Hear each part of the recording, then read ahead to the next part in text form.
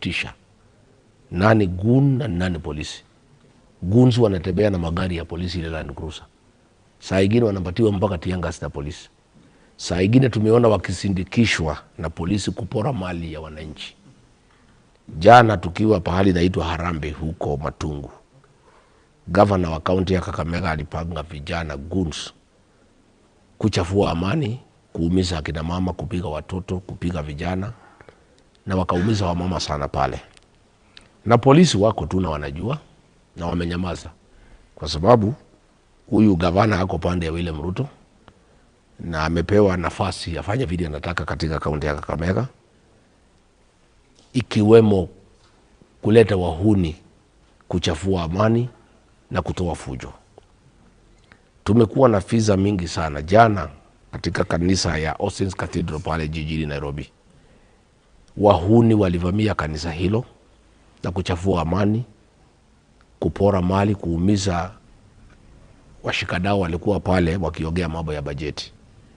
Nimeona waziri akisema watakamatwa, na yeye ndiye mwenye kupanga. Ni kuhadaa wa Kenya. Tangu Kipchumba Murkomen akuwe waziri wa usalama, ndio wahuni wamekuwa ndio wanatawala Kenya. Hata rais mwenyewe akitembea Nairobi anatembea na wahuni, wanapora watu wakiwa naangalia. Wahuni wameweza kuvamia makanisa ya PCA, wamevamia kanisa ya ACK huko Othaya, wamevamia mikutano, wamevuruga amani. Wakamatwi kwa sababu wanafanya kazi na polisi. Mimi niseme hili ni jambo la kuhuzunisha sana. Mwaka uliopita tulikuja pale Chwele na wahuni wakapangwa na Speaker wa National Assembly, wakapiga magari yetu wakisimamiwa na polisi. Hata polisi walikuwa wanawasaidia, wanawapatia cover, ndio wakipambana na hawa na wale wako pande yetu, polisi wanawasaidia. Mimi niseme hili ni jambo la kukera sana, na ni jambo ambaye inaweza kuleta furugu katika Jamhuri ya Kenya tukielekea uchaguzi, kwa sababu itafika pahali wa Kenya wakataa hiyo maneno na wachukue sheria mikononi mwao, na wakifanya namna hiyo kutakuwa na anarchy.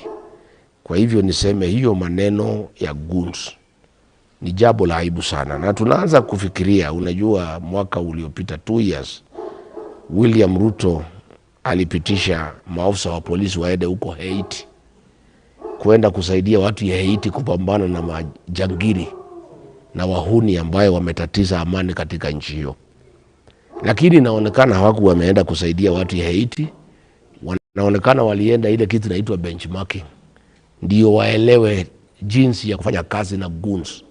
Kwa sababu tangu officers yetu ya polisi waende Haiti, ndio gunism imeongezeka Kenya, na ndio polisi wamekuwa na ushirikiano mkali sana na wakaribu sana na wahuni kuangaisha wa Kenya. Kwa hivyo niseme ni jambo la kuhuzunisha sana, na ni jambo ambayo haifai katika karne hii ya 21.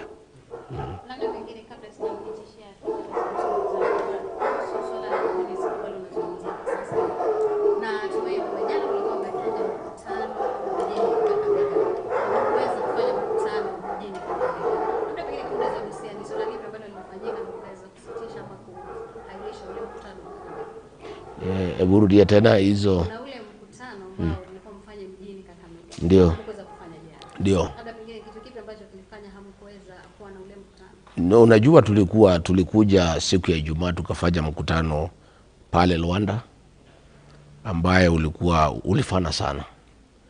Tukatoka hapo tukaenda pale Kisa East, pahali ambako chama changu cha DCP ilishinda uchaguzi mdogo, na Mheshimiwa Aduda akakuwa MCA wa kwanza wa DCP katika kaunti ya Kakamega. Tukafanya mkutano hapo, ndio tukatoka hapo tukaenda Malava tukafanya mkutano, na tukafanya mikutano ingine 2 tukimaliza usiku sana. Tulikuwa tumepanga mkutano kubwa sana katika mji wa Kakamega ambaye ndio headquarter ya Western Region. Mkutano mkubwa sana ulipangwa hapo na Deputy Party Leader wetu Cleo Malala kwa niaba ya United Opposition, na inaonekana